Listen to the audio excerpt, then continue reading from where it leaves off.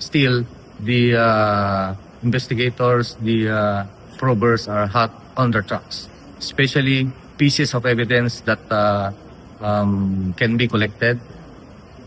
Okay, can be collected and material for their prosecution para mahatulan natin.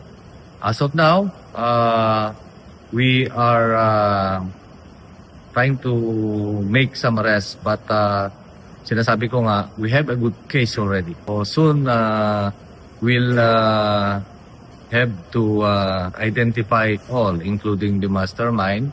Of course, hindi pa natin na-identify.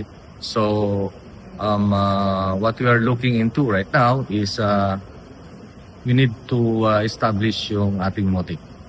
The strongest motive there is they are hired by syndicate.